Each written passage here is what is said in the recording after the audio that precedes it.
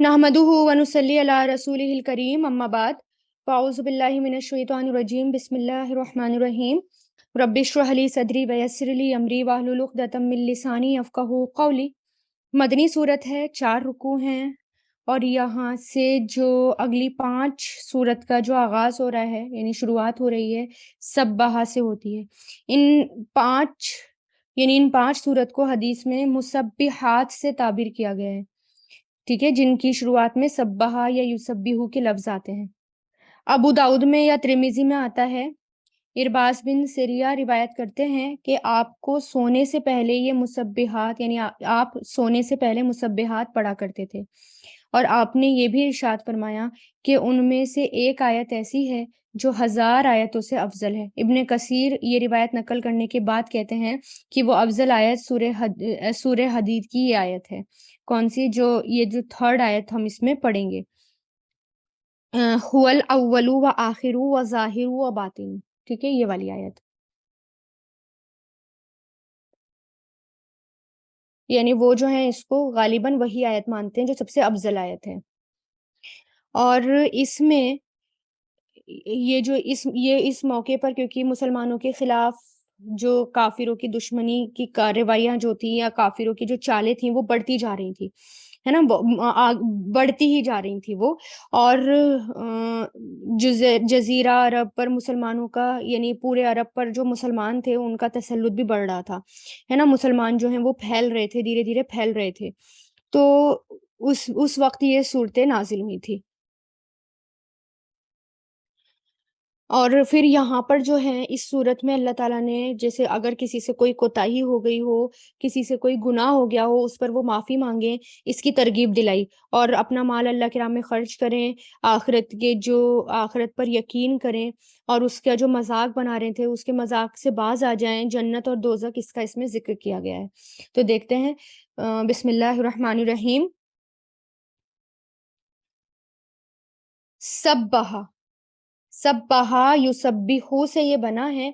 सब्बहा यानी तस्बीह की है, या कि तस्बीह ये फेले माजी है, तस्बीह की है, लिल्लाही अल्लाह के लिए, माँ उसने जो फिस समावात आसमानों में है, वल अर्द और जमीन में है, वहुआ और वो अल अजीज जबरदस्त है, अल हकीम हिकमत वाला है। यानी जो भी आसमान में है और जो भी ज़मीन में है, यानी तमाम इंस और जिन्स, तमाम अल्लाह ताला की मखलूक़ात, हैवानात, सब पूरे नबातात जितने भी हैं, सब कौन क्या कर रहे हैं? अल्लाह ताला की पाकी बयान करते हैं, अल्लाह ताला की तस्बीह बयान करते हैं। सातों आसमान और ज़मीन और उनकी मखलूक और हर चीज़ किसमें मशगूल है? अल्लाह ताला की तस्बीह बयान कर रही है। और अगर हम अल्लाह ताला की तस्बीह बयान ना करें तो हम क्या बिगाड़ सकते हैं अल्लाह ताला का? हम कुछ अल्लाह ताला को हम आजिज़ नहीं कर सकते। अल्लाह ताला की तो वैसे ही तस्बीह, अल्लाह ताला की तो वैसे ही तारीफ़ है। और हर मखलूक, हर चीज़ अल्लाह ताला, यहाँ तक कि फरिश्ते, यहाँ तक कि इंसान, जिन और चींटियाँ, हर कोई क्या कर रहा है? हर कोई अल्लाह ताला की तस्बीह बयान कर रहा है।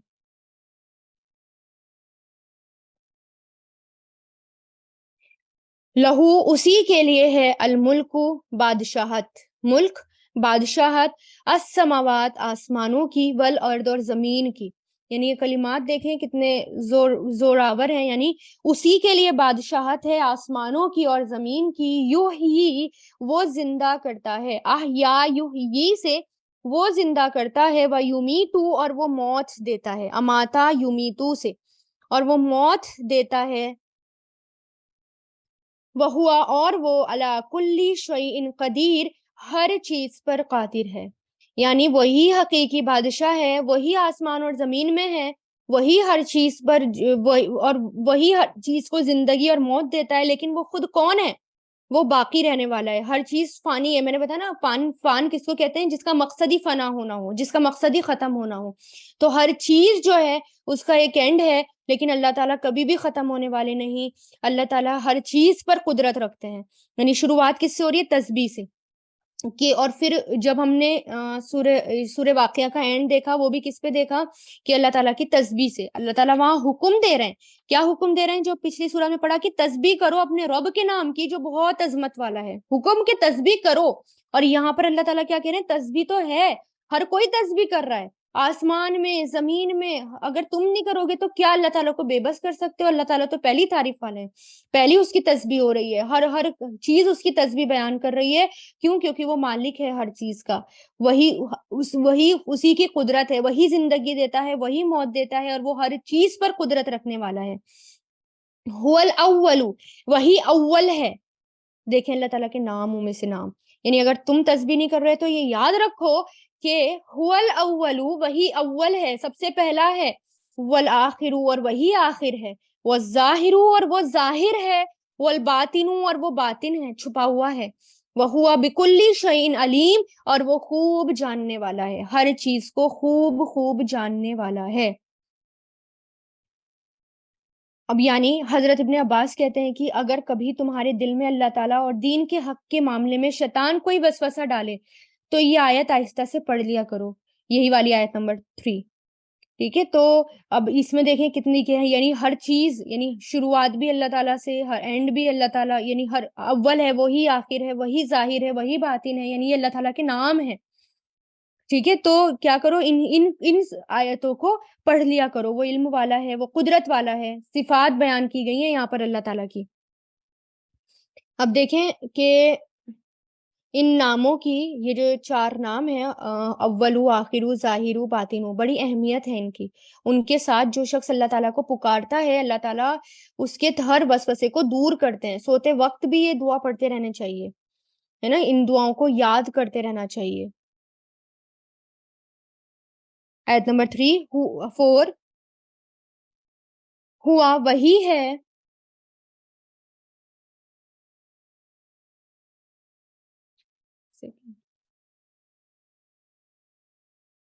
وہی ہے الذی، جس نے خلق، پیدا کیا، خلق یخلقو سے، السماوات، آسمانوں کو، والارض، اور زمین کو، فی 6 ایام، 6 دنوں میں.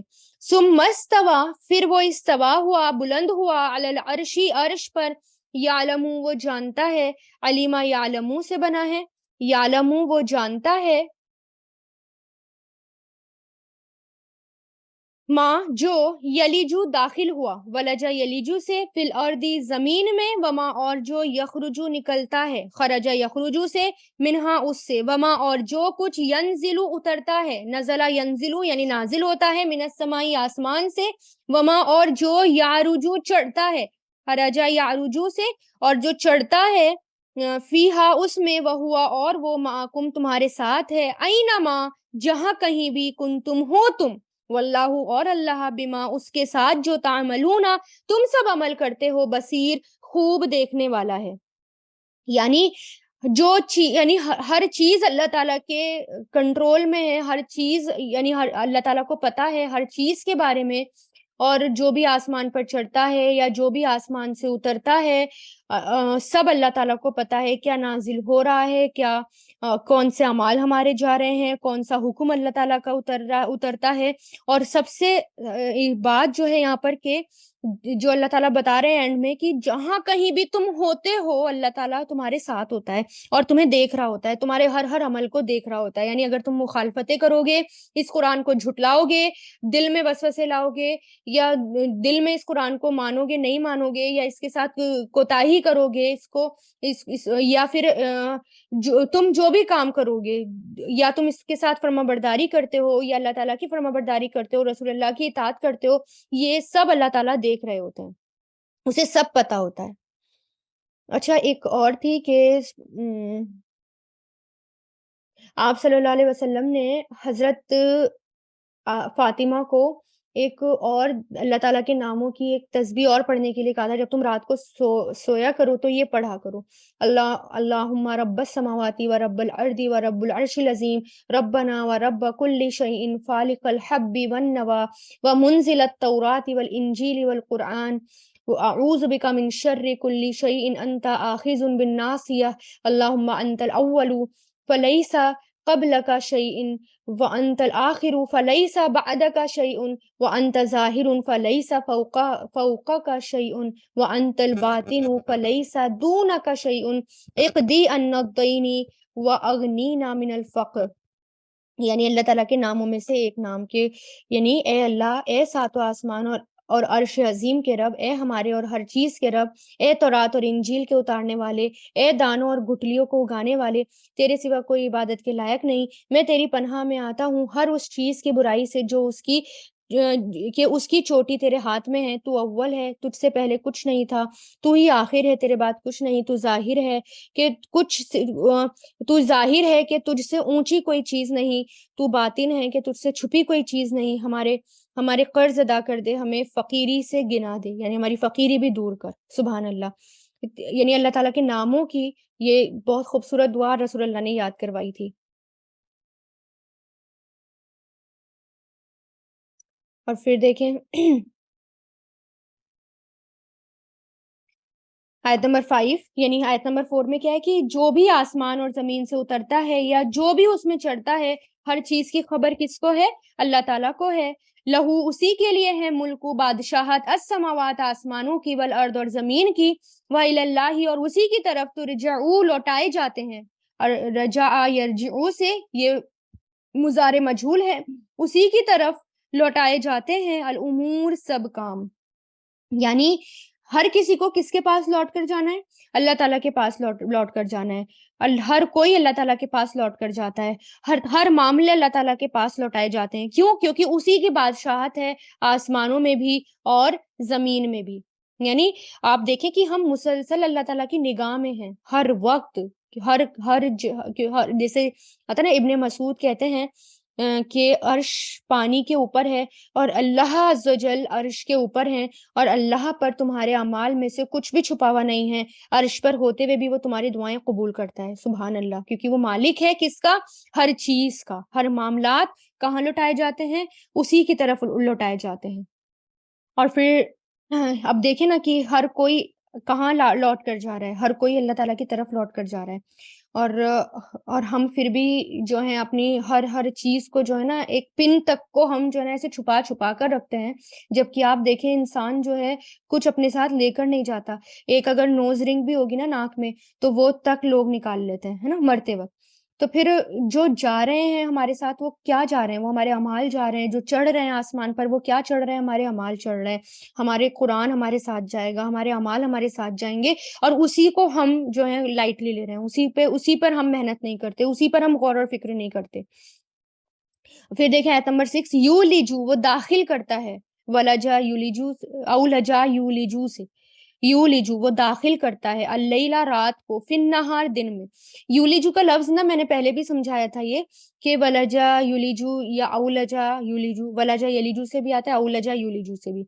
تو یعنی کہ مشکل سے کوئی چیز داخل کرنا. تو وہ داخل کرتا ہے رات کو، فی النہار دن میں.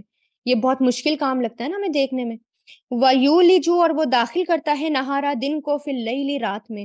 وَهُوَ، اور وہ، علیم خوب جاننے والا ہے، بذات الصدور سینوں کے راز. یعنی وہ ہمارے ہر سینے کے راز کو جانتا ہے. وہ تو رات اور دن کو لانے والا ہے. اس لیے کیا کہا کہ رات اور دن پر غور کرو، کیسے دن ہو رہا ہے، کیسے رات ہو رہی ہے.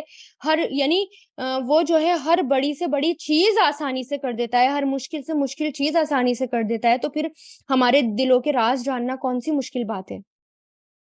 یہاں پر ایک بڑی چیز کا ذکر کیا گیا، رات اور دن کی تبدیلیاں، چینجز. پھر دن کے الٹ پلٹ ہونے کے اندر جو خیالات آتے ہیں جاتے ہیں، ہے نا. یعنی ہم دن جیسے الٹ پلٹ ہوتا ہے، رات ہوتی ہیں، راتیں آتی ہیں، دن جاتے ہیں، ہمارے خیال ہمارے دل میں آتے ہیں جاتے ہیں، الگ الگ خیال آتے رہتے ہیں جاتے رہتے ہیں. تو اللہ تعالیٰ کہہ رہے ہیں کہ رات اور دن کو دیکھو، وہ بھی الٹ پلٹ ہو رہے ہیں، تمہارے خیال تک بھی الٹ پلٹ ہو رہے ہیں، ان تک کو میں جانتا ہوں. ان سب کا علم جو ہے وہ میرے پاس ہے. آمینو، تو کیا کرو تم؟ آمینو، ایمان لاؤ. آمنا یؤمنو سے ایمان لاؤ، فعل امر ہے یہ، باللہ اللہ پر، و رسول ہی اور اس کے رسول پر، وانفقوا اور خرچ کرو، انفقا ینفقو سے، انفقو خرچ کرو، مما اس میں سے جو، جعلکم اس نے بنایا تمہیں، جعلا یجعلو سے بنا ہے، جعلکم اس نے بنایا تمہیں مستخلفینہ، جانشین. استخلفا یستخلفو مستخلفین جانشین یعنی جو زمین میں بعد میں آنے والے لوگ، فی ہی اس میں یعنی مال میں بعد میں آنے، مال میں یہاں پر زمین کی بات نہیں ہو رہی کیونکہ خرچ کرنے کی بات ہو رہی ہے، تو کس کی ہو رہی ہے؟ مال کی. فی ہی اس میں، فالذین تو لو جو لوگ آمنو ایمان لائے، آمنا یؤمنو سے تو جو لوگ ایمان لائے، منکم تم میں سے، وانفقوا اور انہوں نے خرچ کیا، انفقا ینفقو سے تو انہوں نے خرچ کیا، لہم ان کے لیے اجر اجر ہے کبیر بہت بڑا. یعنی اللہ تعالیٰ اپنی تعریف بیان کرنے کے بعد کہ اپنی حکومت بیان کرنے کے بعد کہ کون ہے اللہ تعالیٰ، یعنی تمہیں جو اللہ تعالیٰ حکم دے رہا ہے نا تمہیں یہ کرنا ہے، یہ دیکھو کہ یہ حکم کس کا ہے، کتنے بڑے بادشاہ کا حکم ہے کہ وہی اول ہے، وہی آخر ہے، وہی ظاہر ہے، وہی باطن ہے، اور وہ جو ہے ہر چیز کو، یعنی جو بھی آسمان سے نیچے اترتا ہے اس کو پتا ہے، اور جو بھی آسمان پہ چڑھتا ہے وہ اسے پتا ہے، رات کو دن میں داخل کرنے والا، دن کو رات میں داخل کرنے والا، تمہارے خیالوں کو جاننے والا وہ اللہ ہے، اور وہ تمہیں حکم دے رہا ہے کہ اس پر ایمان لاؤ اور اس کے رسول پر ایمان لاؤ اور خرچ کرو اس کے راستے میں، کنجوسی مت کرو. کون کتنا بڑا بادشاہ ہے جو تم سے یہ کہہ رہا ہے کہ خرچ کرو؟ اس نے تمہیں تمہارے مال میں جانشین بنایا، ایک دوسرے کے پاس جاتا ہے مال، تمہارے پاس نہیں رہتا، تم مر جاؤ گے تمہارا مال کسی اور کے پاس جائے گا، ہے نا. یہاں پر ایک انوکھے انداز سے خرچ کرنے کے اوپر ابھارا جا رہا ہے کہ اس میں سے خرچ کرو جن چیزوں کے اوپر اللہ تعالیٰ نے تم کو جانشین بنایا، یعنی جو چیز تمہاری کسٹڈی میں دے دی، تمہاری ملکیت میں دے دی، اس سے پہلے وہ کسی اور کے پاس تھی، ہے نا، اب وہ تمہارے پاس آ گئی ہے، تمہاری کسٹڈی میں آ گئی. جانشینی کیا ہوتی ہے؟ ایک کے بعد ایک چیز کا آنا، وارث ہونا، ہے نا. جیسے میں نے بتایا کہ انسان جو ہے ہر چیز چھوڑ کر چلا جاتا ہے مرتے وقت، کچھ نہیں چھوڑتا. ذرا سوچے نا کہ ہمارے پاس کیا کیا چیزیں ہیں، یا میری دادی کی، ہم کہتے ہیں نا یہ تو یہ میری دادی کی ہیں، یہ جن کی والدہ کا انتقال ہو جائے تو یہ تو میری والدہ کی ہے، یہ میرے باپ کی ہے، یہ اس کی ہے، یہ اس کے. انسان کی کوئی چیز کبھی رہتی ہے؟ کوئی وہ اپنی ساتھ کچھ چیز لے کر جاتا ہے قبر میں؟ نہیں لے کر جاتا، بس وہ وراثت سے آگے آگے آگے آگے ہوتی چلی جاتی ہے. ہم بھی مر جائیں گے، ہم سب کچھ چھوڑ کر چلے جائیں گے، ایک نوز رنگ تک لے کر نہیں جائیں گے. تو پھر کیوں اس مال میں اتنی کنجوسی دکھانا؟ جو مال خرچ کر لیا بس وہ اپنا ہے، وہ ہمارے ساتھ جائے گا جو ہم نے خرچ کر لیا، اور جو ہم نے بچا بچا کر رکھا وہ بچ بچ کر ہی آگے تک جائے گا، وہ ہمارے وارثوں کو مل جائے گا اور اس کا کچھ نہیں ہوگا، ہے نا. کتنی نعمتیں ہیں. ہمارے گھر کو دیکھیں، ہمارے گھر کس نے بنائے تھے؟ ہمارے گھر ہمارے دادا نے، پردادا نے، لیکن آج وہ ہمارے پاس ہے کیا؟ وہ اس گھر میں ہے؟ ان کا نام و نشان بھی نہیں ہے، وہ تو مٹی بن گئے، ہے نا. تو کیا کہہ رہے اللہ تعالیٰ کہ یہ تو اللہ تعالیٰ نے تمہارے ہاتھ میں دیا ہے، تمہاری کسٹڈی میں دیا ہے، اب تم اس کو آگے پہنچا دو، تمہارے ہاتھ میں بھی نہیں رہے گا، یہ تمہارے پاس سے بھی کسی اور کے پاس چلا جائے گا. تو ایک الگ انداز سے یہاں پر خرچ کرنے کی بات ہو رہی ہے، ورنہ پہلے کیا تھا؟ خرچ کرو خرچ کرو. اب یہاں پر کیا ہے کہ خرچ کرو، اس نے تمہیں جانشین بنایا اس مال میں، پھر وہ کسی اور کو بنا دے گا.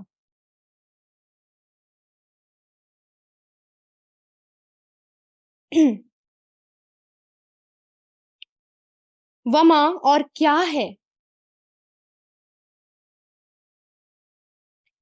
لکم تمہیں، اور کیا ہے تمہیں. اچھا، مال کے اوپر ایک حدیث یاد آئی کہ آپ صلی اللہ علیہ وسلم سورہ تکاثر پڑھ کر فرمانے لگے انسان کہتا رہتا ہے کہ یہ بھی میرا مال ہے، یہ بھی میرا مال ہے، حالانکہ دراصل انسان کا مال وہ ہے جو جو کھا لیا، پہن لیا، صدقہ کر لیا. کھایا ہوا فنا ہو گیا، پہنا ہوا پرانا ہو کر برباد ہو گیا. ہاں، اللہ تعالیٰ کا دیا ہوا بطور خزانہ وہ جمع رہا. مسلم کی روایت ہے یہ. اور جو رہ گیا تو وہ مال کس کا ہے؟ جو یہاں پر رہ گیا وہ کس کا ہے؟ وہ تو آگے پہنچ گیا، ہے نا. وما اور کیا ہے، لکم تمہیں، لا تؤمنون نہیں تم ایمان لاتے، یعنی تمہیں کیا ہو گیا کہ تم ایمان نہیں لاتے؟ آمنا یؤمنو سے نہیں تم ایمان لاتے، باللہ اللہ پر، والرسول اور رسول پر، یدعوکم وہ دعوت دیتا ہے تمہیں، دعا یدعو وہ پکارتا ہے، وہ دعوت دیتا ہے تمہیں، لتؤمنو تاکہ تم ایمان لاؤ. آمنا یؤمنو سے، یہاں پر یؤمنونا تھا، تؤمنونا تھا، نون ڈراپ ہو گیا لام زیر لی کی وجہ سے. بربکم اپنے رب پر، وقد اور در حقیقت، اخذا اس نے لے لیا، اخذا یاخذو اخذ کرنا لینا، میثاقکم تم سے پکا وعدہ، ان کنتم اگر ہو تم مؤمنین ایمان لانے والے. یعنی اللہ تعالیٰ کہہ رہے ہیں کہ تمہیں کیا ہو گیا ہے کہ تم اللہ کے رسول پر یعنی ایمان نہیں لے کر آتے. یعنی وہ رسول جو تمہیں پکار رہا ہے اللہ تعالیٰ کی طرف، وہ تمہیں پکارتا ہے اور تم اس پر ایمان نہیں لاتے. وہ تمہیں دعوت دے رہا ہے کہ اپنے پروردگار پر ایمان لاؤ، اور وہ تم سے عہد لے چکے ہیں اگر تم واقعی مومن ہو تو. یعنی بعض مفسرین نے فرمایا کہ یہ خطاب، یہ قول اللہ تعالیٰ کافروں کو کہہ رہے ہیں. بعض فرماتے ہیں کہ یہ خطاب ان مسلمانوں سے ہے جن کے ایمان میں کمزوری ہے، جن کی بنا پر وہ اللہ تعالیٰ کے راستے میں خرچ کرنے سے ہچکچاتے ہیں، یعنی اللہ تعالیٰ کے راستے میں خرچ نہیں کرتے. یہ ان سے کہا جا رہا ہے. تو یعنی سب کی طرف اشارہ ہے کہ تمہیں کیا ہو گیا کہ تم نہیں بات مانتے، اللہ کی رسول کی بات نہیں مانتے. وہ تمہیں دعوت دے رہے ہیں، وہ تمہیں پکار رہے ہیں کہ اپنے رب پر ایمان لاؤ، اور اس نے تم سے عہد لے رکھا ہے. کیسا عہد لیا اللہ تعالیٰ نے ہم سے؟ کہ اگر ہم اللہ کے راہ میں خرچ کریں گے، ہم اللہ کے اوپر ایمان لائیں گے، تو وہ اللہ تعالیٰ کے پاس جمع ہیں، اور اس کا کئی کئی گنا جا کر وہ اللہ تعالیٰ ہمیں دیں گے نیکیاں، اس کی کئی کئی گنا ہمیں نیکیاں ملیں گی. ہوا وہی ہے الذی جو ینزل نازل کرتا ہے، نزلہ ینزلو سے وہ نازل کرتا ہے علی عبدی ہی اپنے بندے پر، آیات بینات واضح کلیئر، لیخرجکم تاکہ وہ نکالے تمہیں، اخرجا یخرجو سے، من الظلماتی اندھیروں سے، الی النور نور کی طرف، روشنی کی طرف، وان اللہ اور بے شک اللہ بکم تم پر لرعوف الرحیم زبردست رحم کرنے والا ہے. یعنی وہی ہے جو نازل کرتا ہے اپنے بندوں پر کلیئر آیتیں، اپنے بندے پر، عبد بندے پر، رسول اللہ پر. یعنی جو یہ قرآن نازل ہوا یہ کلیئر آیتیں ہیں، واضح ہیں، اس میں کوئی شک نہیں ہے اور اس میں کوئی کانٹرڈکشن نہیں ہے، اور ایسی کوئی بات نہیں ہے کہ جو سمجھ میں نہ آئے. اور کیوں نازل کیا ہے؟ تاکہ تمہیں اندھیروں سے نکال دے اور روشنی کی طرف لے آئے. تو یہ قرآن کیا ہے؟ سبحان اللہ، یہ قرآن اندھیروں سے نکال کر ہمیں کہاں لے کر آتا ہے؟ روشنی کی طرف. اگر لوگ قرآن ہی نہ پڑھے تو وہ کون سی روشنی میں جائیں گے وہ؟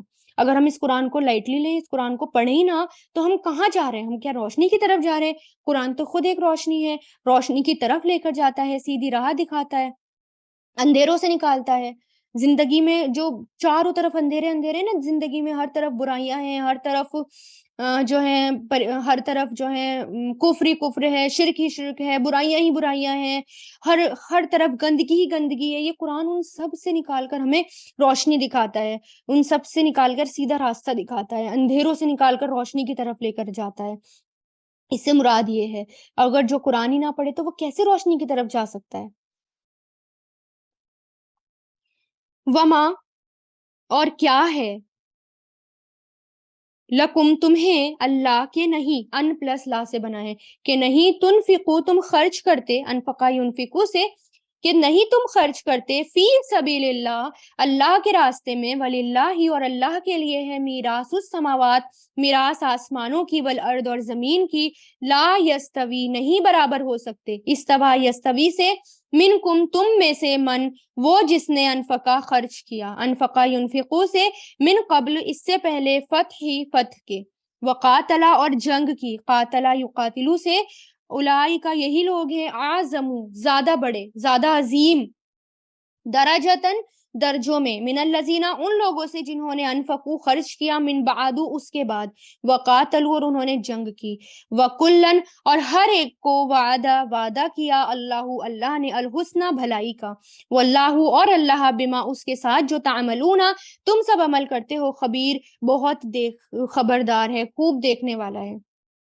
یعنی کیا کہا گیا کہ تمہیں کیا ہو گیا کہ تم اللہ تعالیٰ کے راستے میں خرچ نہیں کرتے؟ مدینہ میں رہنے والے وہ مسلمانوں کی بات ہو رہی ہے جنہوں نے فتح سے پہلے خرچ کیا تھا، ان کے برابر کوئی نہیں ہو سکتا. ابو سعید خدری کہتے ہیں کہ آپ صلی اللہ علیہ وسلم نے ہم سے صلح حدیبیہ کے زمانے میں فرمایا، ان قریب ایسے لوگ آنے والے ہیں جن کے اعمال کو دیکھ کر تم لوگ اپنے اعمال کو حقیر سمجھو گے، مگر ان میں سے کسی کے پاس پہاڑ برابر بھی سونا ہو اور وہ سارا کا سارا اللہ کی راہ میں خرچ کر دے تو وہ تمہارے 2 رطل بلکہ 1 رطل خرچ کرنے کے برابر بھی نہ پہنچ سکے گا. یعنی کرنسی کی بات ہوئی، صرف مال خرچ کرنا ہی نہیں بلکہ اللہ کے راستے میں اپنا وقت، اپنا اسکل اور اپنا آپ سب کچھ لگانے کی بات ہو رہی ہے، یعنی سب کچھ. اب دیکھیں جنہوں نے پہلے خرچ کیا ان کے درجات تو ہیں ہی بلند، جنہوں نے مشکل وقت پر خرچ کیا وہ کیسے برابر ہو سکتے ہیں؟ بعد جیسے صحابہ کرام تھے مکہ میں، مدینہ میں، جن کے پاس کچھ بھی نہیں تھا دینے کے لیے، ان حالات میں انہوں نے دیا، جنگ میں انہوں نے دیا، تو کیا، اور جو بعد میں آنے والے ہیں جن کے پاس بہت بہت ہے، وہ چاہیں وہ بہت بہت دے دیں، سونا دے دیں، چاندی کے پہاڑ دے دیں، سونے کے پہاڑ دے دیں، لیکن وہ ان لوگوں کے اعمال کے برابر نہیں ہو سکتے جنہوں نے پہلے خرچ کر دیا۔ یہ یہاں پر ان کی بات ہو رہی ہے، بس وقت وقت کی بات ہوتی ہے، کس چیز کی ضرورت کس ٹائم زیادہ ہوتی ہے، جب اس وقت انسان خرچ کرے نا، اس کی اہمیت، اس کے درجات زیادہ بلند ہوتے ہیں، ہے نا؟ جو اب بلال بن رباح رضی اللہ تعالیٰ عنہ کہتے ہیں کہ آپ صلی اللہ علیہ وسلم نے فرمایا، بلال خرچ کرو، عرش والے کی جانب سے مفلسی سے نہ ڈرو، غریب ہونے سے نہ ڈرا کرو۔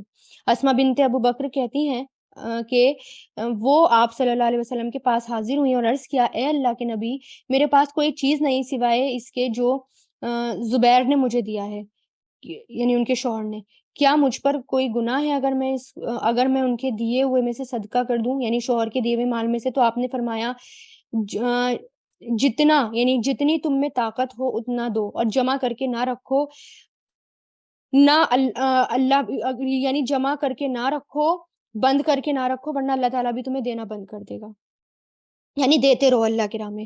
رسول اللہ نے فرمایا، اللہ نے مجھ سے فرمایا، خرچ کرو، تم پر خرچ کیا جائے گا، یعنی تم پر خرچ کروں گا، تم مجھ پر خرچ کرو۔ رسول اللہ نے فرمایا، اللہ کا دایاں ہاتھ بھرا ہوا ہے، دن رات عطا کی بارش برسانے والا ہے، تو اس میں سے کوئی چیز کمی نہیں کرتی۔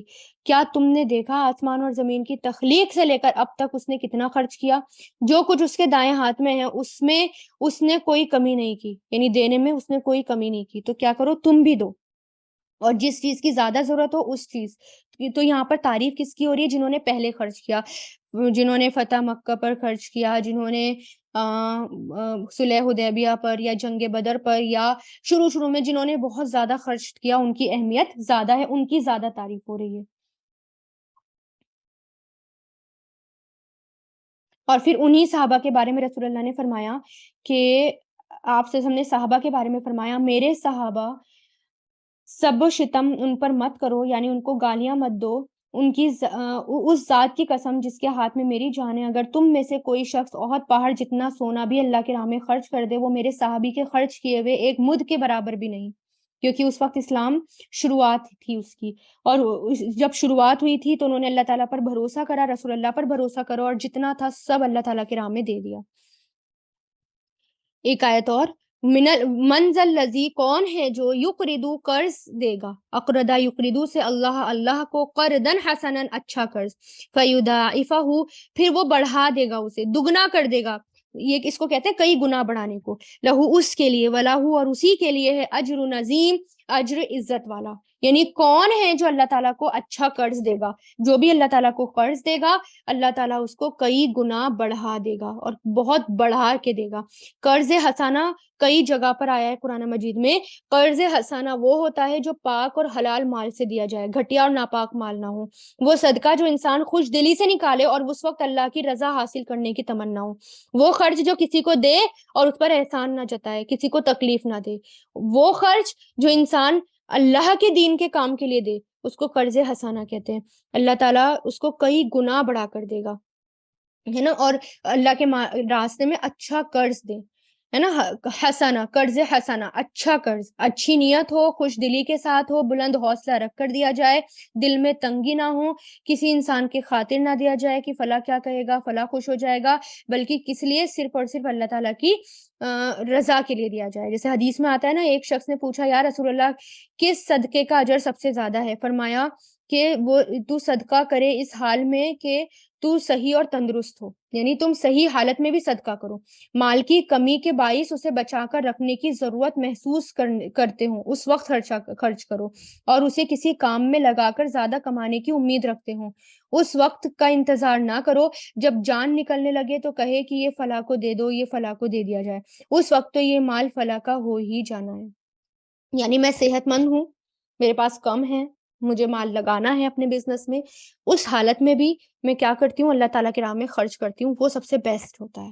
ٹھیک ہے، دے کر فخر نہ کرنا، دے کر احسان نہ جتانا، ریاکاری، دکھاوا نہ کرنا، بلکہ اپنے آپ کو حقیر سمجھتے رہنا، اس خرچ کی بات ہو رہی ہے نا، لن تنالوا کہ ہرگز بھی نہ پا سکو گے نیکی کو جب تک کہ تم اس میں سے خرچ نہ کرو جو تمہیں محبوب ہو۔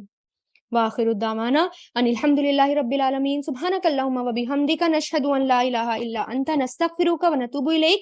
سبحان ربک رب العزت عما یصفون والسلام علی المرسلین والحمد للہ رب العالمین برحمتک یا ارحم الراحمین.